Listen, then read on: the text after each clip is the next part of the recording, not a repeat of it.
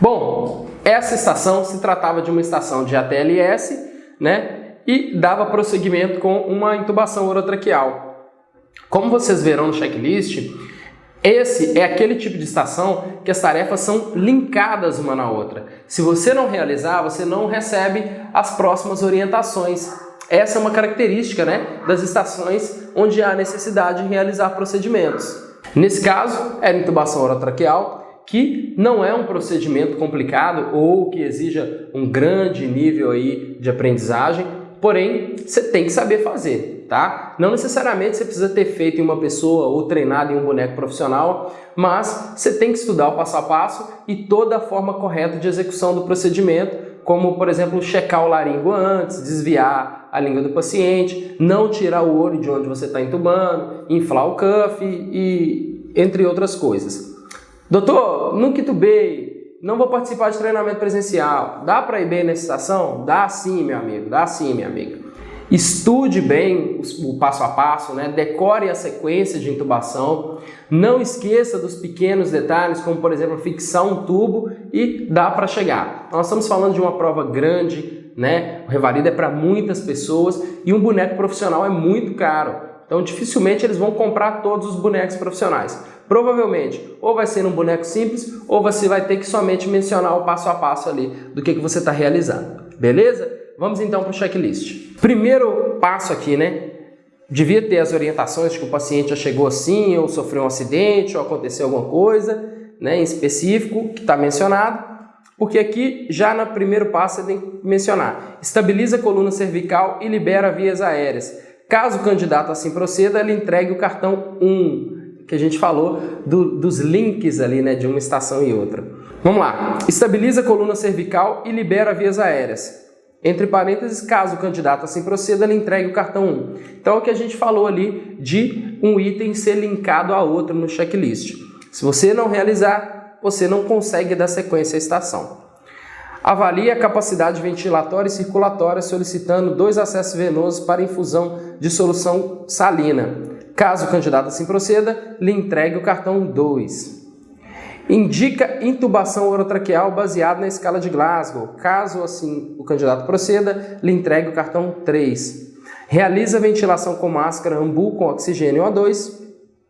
Considerado adequado somente se a fixação da máscara for feita com a base para baixo. Então, ali tinha o boneco, ali tinha a máscara. Lembrando que em 2012 a prova era para um número infinitamente menor de pessoas do que ela é realizada hoje. Então, naquela época, talvez eles conseguissem disponibilizar todos, né, todo o material necessário. Hoje, até pode, mas é muito difícil, tá bom? Então, tinha que colocar a máscara certinha ali no boneco, né, oxigenar ele, para depois você pensar na intubação. Item 5. Monta e verifica o laringoscópio. Observação. Considerar adequado apenas se houver montagem do aparelho e checagem do funcionamento da lâmpada. Então, montou, checou, ligou a lâmpada ali, fechou direitinho. Solicita a cânula adequada, número 7,5 a 9. E verifica o balonete. Isso é importante testar se o balonete está inflando antes de proceder com a intubação.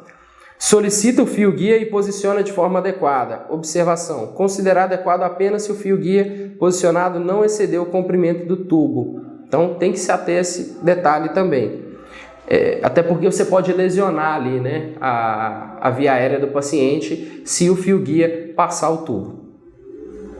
Segura o laringoscópio com a mão não dominante, portante, né? No meu caso seria a esquerda. Posiciona o laringo no local correto, né? Rima bucal à direita do manequim, afasta a língua e expõe a cavidade orotraqueal adequadamente.